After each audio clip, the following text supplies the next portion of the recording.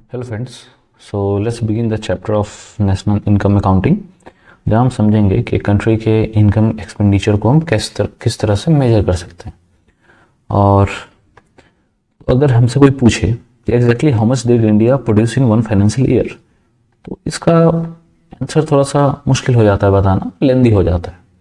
तो हम national income accounting को ना सिंपली एक बेसिक डेफिनेशन से डिफाइन कर सकते हैं, जिसमें हम कह सकते हैं सिस्टमैटिक मेथड है use to measure total economic income and production within a single year. Single year क्या हो सकता है? ये फाइनेंशियल ईयर, ठीक है।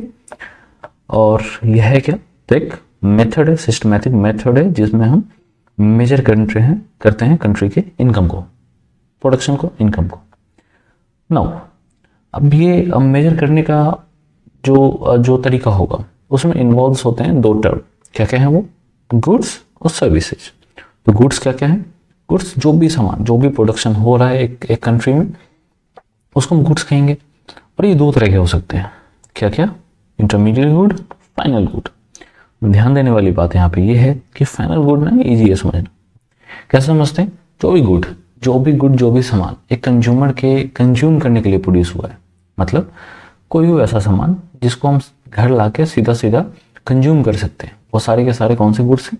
Final goods. जैसे कि ब्रेड है ना, ब्रेड को हम सीधा लाते हैं घर पे कंज्यूम करते हैं, उसका फर्दर प्रोसेसिंग तो नहीं होता ना कहीं पे किसी इंडस्ट्री में। तो ये हो गए हमारे फाइनल गुड्स। इसके अलावा कार्स हो गए, मोबाइल फोन हो गए, टीवी हो गए। टीवी एक बार बना तो ये सीधा सीधा कंज्यूमर के पास ही आएगा, इसको कुछ भी नया फर्दर इस पर एक्सपेरिमेंट नहीं होना है ना। लेकिन दूसरे तरफ एक गुड्स हैं जो कि हम कहते हैं जिनको इंटरमीडिएट गुड्स। अब ये क्या हो सकते हैं? वो सारे गुड्स जिनका यूज करके हम फाइनल गुड तैयार करते हैं, फाइनल प्रोडक्ट तैयार करते हैं।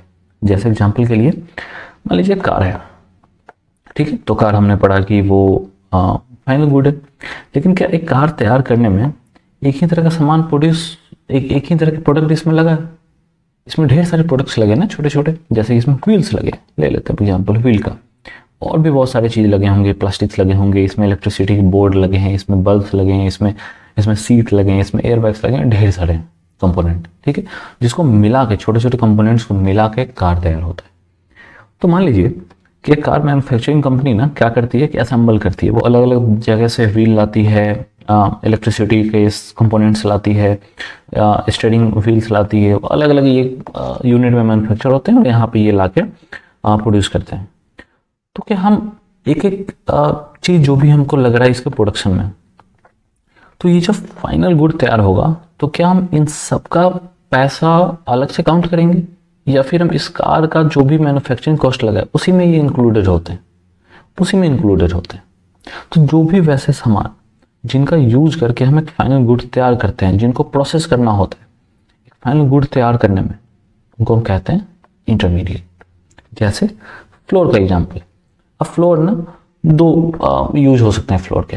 एक तो एक person, single person, individual person खरीद के लाता है, ये कहाँ लाएगा? ये सीधा अपने घर लाएगा, कंज्यूम करेगा। दूसरा यूज ये भी हो सकता है कि इसको मिल वाले, जो भी मिल वाले तैयार करते हैं फ्लोर को, वो बेचते हैं एक बेकरी को। और बेकरी वाले क्या करते हैं? बेकरी वाले इसका कुछ कुकीज बनाएंगे, बिस्किट बनाएंगे, ब्रेड बनाएंगे, है ना। तो वहाँ तो फ्लोर का फर्दर प्रोसेसिंग हो रहा है ना, कुछ नया सामान बनाने के लिए, जैसे बिस्किट, जैसे कुकीज। तो वहाँ पे ये कौन सा कंपोनेंट हो गया, किस टाइप का? ये हो गया इंटरमीडिएट। क्यों? क्योंकि इसका फर्दर प्रोसेसिंग हो रहा है, ठीक है। और ध्यान देने वाली बात यहाँ पे ये है कि जीडीपी में ये इंक्लूड नहीं होता है। जीडीपी में जब हम इंटरमीडिएट गुड की बात करते हैं तो जीडीपी कैलकुलेशन में जीडीपी है क्या, आगे पढ़ेंगे डिटेल में इस चैप्टर में। बस इंटरमीडिएट गुड के बारे में भी जानना है कि वो ऐसे सामान जिनका फर्दर प्रोसेसिंग होना है, जो एक फाइनल प्रोडक्ट, जैसे कार का एग्जाम्पल ले लेते हैं, और व्हील का एग्जाम्पल है कि टायर्स लगे होते हैं, उसमें टायर्स लगे होते हैं, टायर अलग अलग कंपनी से आते हैं। तो जितने भी टायर उसमें लगे हैं ना, वो इंटरमीडिएट गुड है। क्यों? क्योंकि वो कोई फाइनल प्रोडक्ट नहीं है। जब तक वो कार में ऐड नहीं हो गए तब तक वो फाइनल कार को कार नहीं बोल सकते हैं, जब तक व्हील नहीं उसमें, ठीक है। और फाइनल गुड कौन कौन से हैं? जो डायरेक्टली कंज्यूम होते हैं। ध्यान देने वाली बात यहाँ पे एक और है कि अगर व्हील, वही अगर टायर्स को अगर एक पर्सन, इंडिविजुअल पर्सन खरीदता है अपने कार में चेंज करने के लिए, खुद से वो एक टायर लेता है, खरीदता है, मैकेनिक के पास जाता है, चेंज करता है, तो वहाँ पे ये टायर कौन से गुड हो गए? फाइनल गुड, ठीक है। लेकिन यही अगर कार वाले लेते हैं इसको और अपने कार में ऐड करते हैं, लगाते हैं, फिर वो कार को सेल करते हैं मार्केट में, तो वहां पे टायर क्या है, इंटरमीडिएट गुड, ठीक है। नाउ इसमें समझने वाली बात है डबल काउंटिंग ट्रैप। अब ये डबल काउंटिंग क्या है, इसको समझने के लिए ना एक सिंपल सा एग्जांपल हम ले सकते हैं। हम ना बचपन में हमारे पास ना एक प्रॉब्लम आता था मैथमेटिक्स में। प्रॉब्लम क्या था, प्रॉब्लम था ना कि कुछ इस तरह के डायग्राम बने होते थे, कुछ इस तरह के, और हमको बोला जाता था ना कि इसका एरिया निकालो, है ना। ये बराबर ही है, ये मान के चलना है कि ये दोनों रेक्टेंगल जो भी, ये 1 है ये 2 है, ये बराबर है, मतलब इनका लेंथ विड्थ दोनों का बराबर है। हम यहाँ पे ले लेते हैं ना कि ये 2 सेंटीमीटर है, ये 4 सेंटीमीटर है यहाँ से यहाँ तक, तो ये भी 4 है और ये भी 2 है, ठीक है। दोनों सिमिलर है रेक्टेंगल्स। तो हमको ना बोला जाता था कि इसका ना दोनों का एरिया निकालना है। तो हम क्या करते थे, हम करते थे कि रेक्टेंगल का area length into breadth, first का, सेकंड का लेंथ इंटू ब्रेथ, ये 8 ये 8, दोनों को ऐड अप कर दिए, दोनों को सम कर दिए, निकलता है हमारा 16। तो क्या ये सही है क्या मेथड निकालने का? नहीं है ना। एक चूक कर रहे हैं हम यहाँ पे, क्या कर रहे हैं हम ना, यहाँ पे डबल काउंट कर रहे हैं। हम क्या कर रहे हैं कि यहाँ पे एक स्क्वायर है बीच में, जो इंटरसेक्शन पॉइंट है। ध्यान रखना है कि दोनों रेक्टेंगल सेम है, मतलब कि जो ये बन रहा है ना, तो यहाँ पे ना ये 2/2 फॉर्म करेगा, क्योंकि इसका भी 2 है, ये यहाँ भी ये 2 है, तो ये 2/2 का स्क्वायर फॉर्म हो रहा है यहाँ पे, ये वाला हिस्सा, ठीक है। तो ये तो हम डबल काउंट कर रहे हैं ना, क्यों? क्योंकि यहाँ से हम इसके काउंटिंग में, इसके एरिया काउंटिंग में इसको काउंट कर रहे हैं, फिर जब इसको काउंट करते हैं एरिया का, जब तुम कैलकुलेशन करते हैं तो भी इसको काउंट कर रहे हैं, तो ये तो डबल काउंटिंग हो गया ना। तो हमारा रिजल्ट एक्यूरेट है? नहीं है ना। क्यों? क्योंकि डबल काउंट करने की फिगर को। तो इसके लिए हम क्या करते थे कि 2 × 2 का स्क्वायर का एरिया मतलब 4, इसमें से माइनस करते हैं, जो कि आता है हमारा कितना आएगा, 12, है ना। तो 12 हमारा निकला है एग्जैक्ट एरिया, एक्यूरेट एरिया, जिसमें कि डबल काउंटिंग नहीं हुआ है, हमने डबल काउंट नहीं किया। अब आते हैं इकोनॉमिक्स पे। मैथमेटिक्स का बस एग्जाम्पल लेना था हमको समझने के लिए। यहाँ पे हम क्यों एग्जाम्पल लेते हैं, क्योंकि अब ना मान लो कि फार्मर प्रोड्यूस करते हैं कुछ 20 रुपए का गेहूं प्रोड्यूस करते हैं, ये बेचते हैं किसको, ये बेचते हैं मिल वाले को, मिल वाले 30 रुपये में इसको बेच देता है बेकरी वाले को, बेकरी वाले 50 रुपये का इसी का बिस्किट तैयार करते हैं। ध्यान देने वाली बात यह है कि क्या हम जब कैलकुलेट करेंगे टोटल प्रोडक्ट का वैल्यू कि कितना का प्रोडक्ट प्रोड्यूस हुआ है, क्या हम ये तीनों को ऐड करेंगे 20, 30, 50, ये तीनों को ऐड करेंगे, फिर तो हमारा कितना आता है, 100 आता है, 50 दोनों को मिला के 80, 80 + 20, तो हमारा ना 100 का हम कहते हैं प्रोडक्ट तैयार हो। यहाँ पे कुछ गड़बड़ है ना, क्या गड़बड़ है? गड़बड़ ये हुआ कि हमने ना डबल काउंट किया है, क्योंकि ये जब बेच रहा था फाइनल गुड तो हमारा 50 का तैयार हुआ है ना। फाइनल गुड जो बिस्किट तैयार हुए हैं, जो ब्रेड तैयार हुए हैं बेकरी में, वो कितने के तैयार हुए हैं, 50 के तैयार हुए हैं। लेकिन हमने क्या किया है, इसमें जो भी इंक्लूडेड था, मिल वाले ने इसको बेचा था उसको भी काउंट कर लिया, फार्मर ने इसको बेचा था इसको भी काउंट कर लिया। तो हम हर स्टेप में क्या करें, इस कैलकुलेशन कर रहे हैं।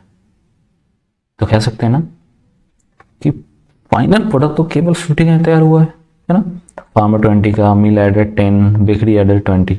तो ये मिल वाले, फार्मर ने कितना ऐड किया इकोनॉमी में, 20 ऐड किया। मिल वाले ने कितना बढ़ा के बेचा, 10 बढ़ा के इसको बेचा। बेकरी वाले ने कितना बढ़ा के बेचा है, 30 के आगे 20 प्लस ऐड किया। तो टोटल वैल्यू जब हम देखते हैं कितना ऐड किया तीनों में मिला के, 50।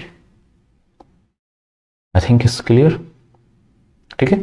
फिर डबल काउंटिंग है क्या, याद रखना एग्जाम्पल एरिया का कि यहाँ पे ना हम डबल काउंट कर रहे थे इसको, तो हमने ना एक बार इसको माइनस कर दिया है, ठीक है, तब निकला एग्जैक्टली। इसी तरह से यहाँ पे भी हमको क्या करना है, हमको ना इसको एक्सक्लूड करना है, इसको एक्सक्लूड करना है कि जो भी वैल्यू ऐड किया, ये तो इनिशियल है, यहाँ से तो शुरुआत हुई है ना प्रोडक्शन की, तो इसको तो हम टोटल ऐड करेंगे। लेकिन इसमें इसने कितना ऐड किया, इसने केवल 10 ऐड किया, 20 के ऊपर 10 ऐड किया है ना। इसने कितना ऐड किया, इसने 30 के ऊपर केवल 20 ऐड किया, तो ये 20, 10, 20 कितना, टोटल 50। तो केवल 50 का एडिशन हुआ है हमारे इकोनॉमी में, ठीक है। और इसी को हम कहते हैं वैल्यू एडेड और इंटरमीडिएट गुड्स, ठीक है। I think we have cleared two topics, that is intermediate good और the double counting. Double counting है क्या और इसके नुकसान क्या क्या हैं. So if you like the video, just hit the like button, subscribe the channel, and we will be returning with next video on national income accounting. So stay tuned and thank you.